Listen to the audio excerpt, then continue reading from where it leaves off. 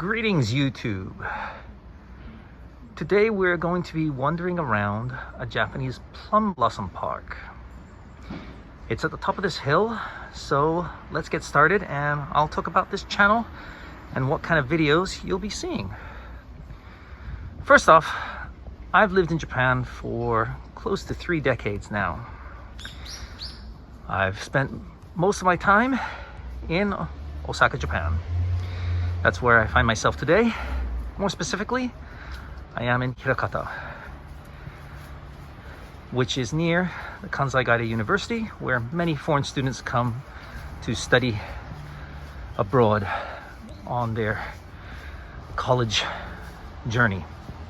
As you can see over here, we have the Keihan line. The train will be coming around soon, so you may hear some noise in the background. I do apologize about that.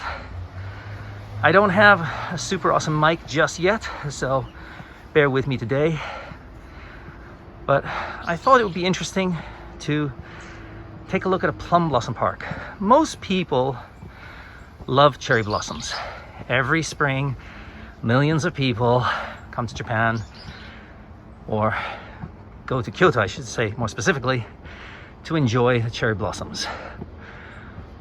There are other places, of course, that are famous. Nara, Yoshino, that's another one. And lots of other places that even I haven't been to. And cherry blossoms are so beautiful on Instagram every year, and everybody flocks to Japan because of that. This is the Hirakata. That over there, as you can see, that's Takatsuki, and this is Hirakata City. That's the new hospital over there, and I don't know if we can see it from here. Yeah, just over here, there's the new hotel that's been built. But anyway, we're almost at the Plum Blossom Park, and a lot of people are a little bit confused about plum blossoms versus cherry blossoms. That's why I wanted to make this video. They're very different. Cherry blossoms are more about beautiful vistas and enjoying hanami. If you're not sure what hanami are, well, basically, people set up tarps underneath the cherry blossoms and have a picnic. It's extremely relaxing, and of course here in Japan, many places you're allowed to drink outside. So yeah, people really enjoy that.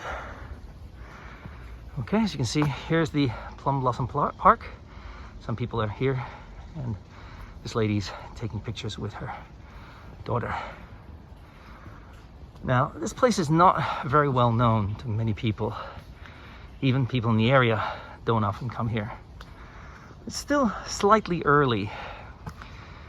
But yeah, plum blossoms are not at all like cherry blossoms because they... Plum blossom. There you go, plum blossoms. Yeah, they don't bloom all at the same time. You may be able to see in the distance over here, there's a red or pink plum blossom tree.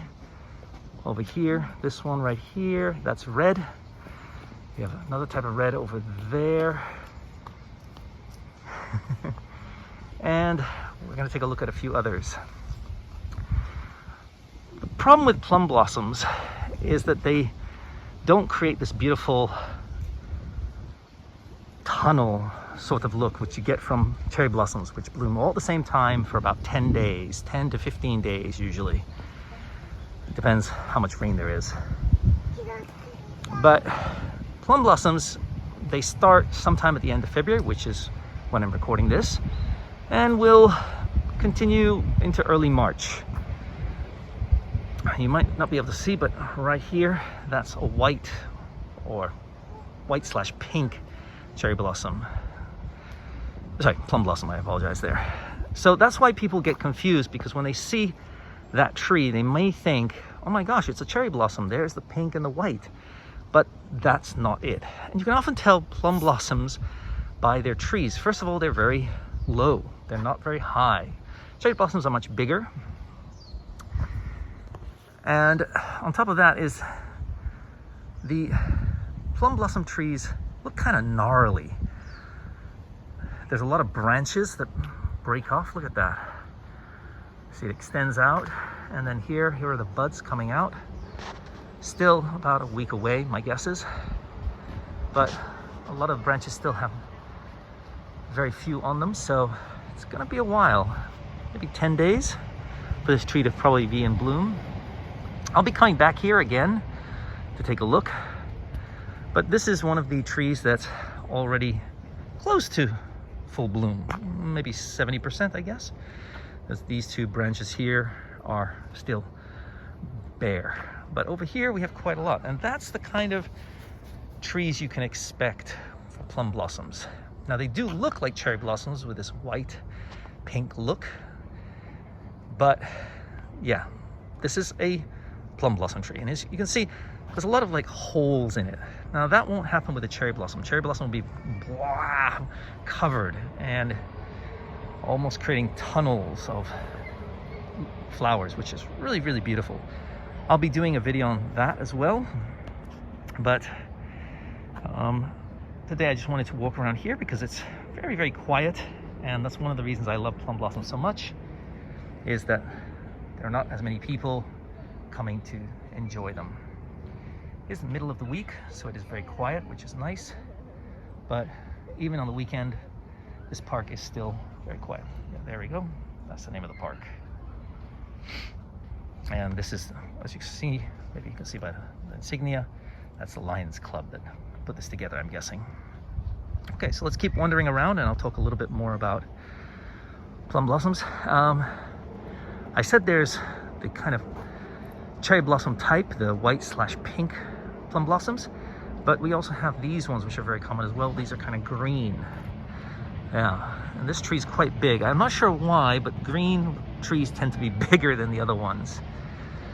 Still about a week away, but yeah, be able to enjoy that soon. Here's another green one. There we go. Up close and personal here. There we go. See if I can get it in focus. Maybe, I don't know. I'll try. There we go.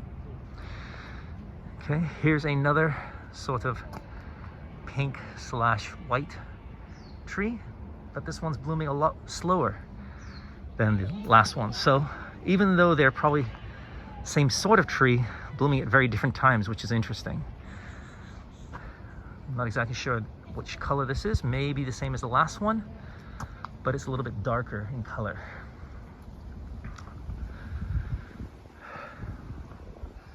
The thing I love about plum blossoms is taking macro photos. You can really get some lovely photos because there's not many people around. You can take your time, really set up for a good, nice shot. And photography is one of my hobbies. So I'll be coming here in a few days again with my camera, and that's what this channel will be about. It'll be about Japan, little adventures I have, little places I go to, and photography. If you're curious about my photography journey, I am not a professional, just an amateur. I started off with Nikon in the digital world way back in 2004. That was my first DSLR camera. I bought a Nikon D70, and took some amazing shots with that. I had 3 or 4 lenses. I also got the D40 after that as well as a second camera. I was really enjoying my journey, and I decided to get a nice zoom for it. Oh, just thought I'll take a look here. Look at this tree. It's great from macro shots. Really kind of a lot of moss growing here, and looks very different from the cherry blossom trees, which are just kind of stock standard trees in my opinion.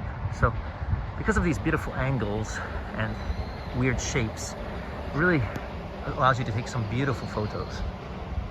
Anyway, back to the photography that I was talking about.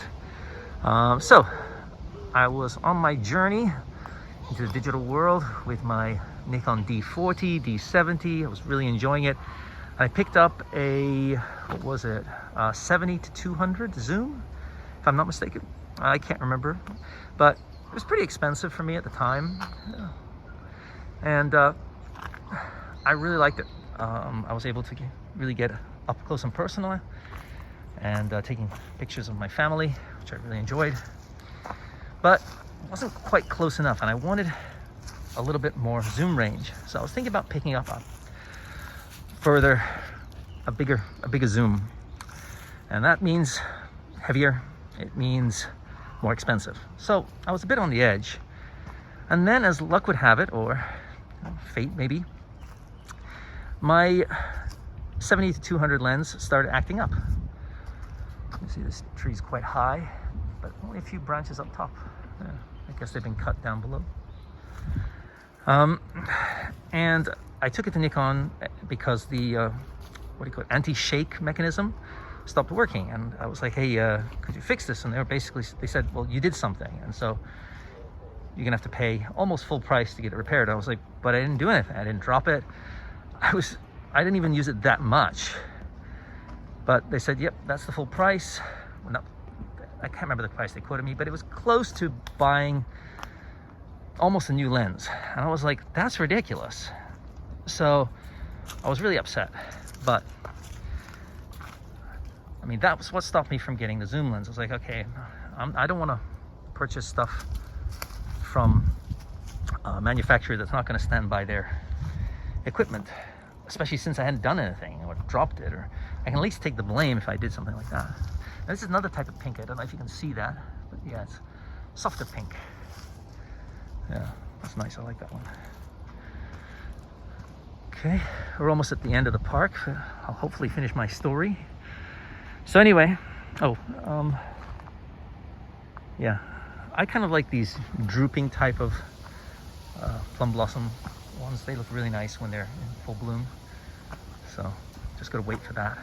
But anyway, one of my friends decided to buy Nikon on my suggestion, and they'd only used their camera for about 6 months, and suddenly the lens that came with it started acting up. So they took it to Nikon and said, hey, could you fix it? And they said, well, we don't, there's no warranty for lenses, so you must have done something. That's what happened to it. That's why it's broken. And my friend was like, I didn't do anything, not a single thing. And I was like, goodness me, I had the same issue. Okay, I'm done. And so I was looking for another lens, another manufacturer that had good lenses, good glass. And I didn't want anything heavy. I was looking for something nice and light. And I went to Yodobashi Camera, which maybe I'll do a video on sometime, which is a giant store in Osaka that has incredible selection of lenses, cameras, electronics, all that jazz. And I found a camera. I was like, now that looks nice. And the lenses were nice and light. And I went with an Olympus OMD EM3. It's similar to the one that I believe Taylor Swift uses. Nice light camera, but the key was the glass. It was light. And so I decided, okay, I'll sell all my Nikon stuff, which I did a few days later, and started my Micro Four Thirds journey, which is what I still use today. The reason I like it so much, it's light. I can take more lenses with me than I would be able to normally, or I can just go really light and run and gun style photography, street photography.